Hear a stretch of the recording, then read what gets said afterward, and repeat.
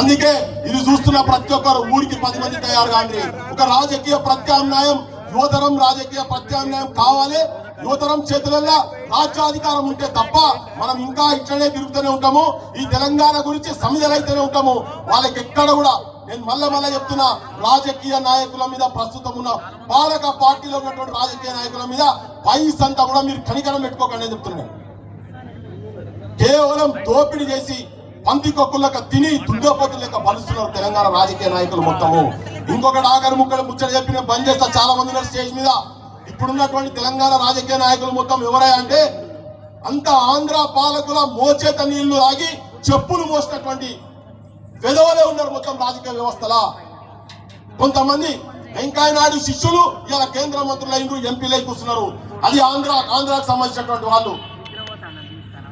NT Ramarao, Chandrababu Naidu దగ్గర వాళ్ళ ఎంగిలి మిత్తులు తిని బతికినటువంటి వాళ్ళు ఇవాళ గత ముఖ్యమంత్రి ఆయనే, ఇప్పుడున్నటువంటి ముఖ్యమంత్రి కూడా ఆయనే. వీళ్ళకు తెలంగాణ సో ఎందుకుంటది? రాజశేఖర రెడ్డి దగ్గర చప్రాజ్గిరి చేసిన వాళ్ళు మొత్తం మంత్రులై కూర్చున్నారు.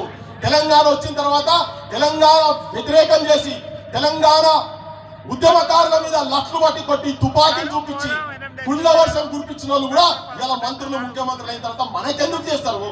పిల్లలు చచ్చిపోతుంటే పెళ్లి రైతులు 16 ముక్కలు నరికినప్పుడు క్యాబినెట్లలో ఉండి, ఎమ్మెల్యేలు ఉండి, మంత్రులు ఉండి నోర్లు మూసుకున్న వాళ్ళు ఇలా ప్రభుత్వాలకు వచ్చిన తర్వాత వాళ్ళు మాట్లాడతారని మనం అనుకుంటే మన పిచ్చితనం.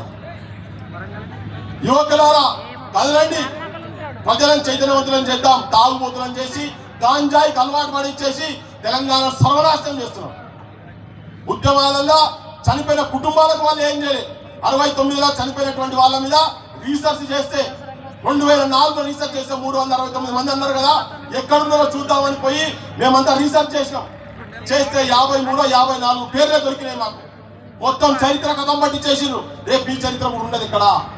ఉద్యమకారులు జైల్లో పోయిన వాళ్ళు ఎవరెవరు అంటే ఉన్నాయి, వాళ్ళ చరిత్రలు ఎక్కడ ఉన్నాయి, వాళ్ళ ఫైల్లో జైల్లో పోతే కూడా జైల్లో కూడా ఎంతమంది ఎన్ని రోజులు ఉన్నారో తెలియదు మాకు.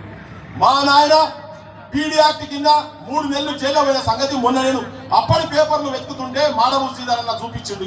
అప్పుడు పోయినా 3 నెలలు అని చరిత్రలో నాకదలో మా నాయన పోయిన సంగతి కూడా మాకు ఎక్కలేదు. అట్లా మీరు పొద్దుగాల ఈ తెలంగాణ గురించి మీరు కూడా ఎవరికి పట్టింపు ఉండదు. మేము ఉస్మానియా యూనివర్సిటీలో మేముగా అరే ఈ కుటుంబాలు ఇంత ఘోరంగా ఉన్నాయా, అన్యాయంగా ఉన్నాయి కదా, ఇళ్ళకి పోతే అన్న టైం ఉన్నదా ఒక ఇన్సిడెంట్ చెప్పొచ్చా?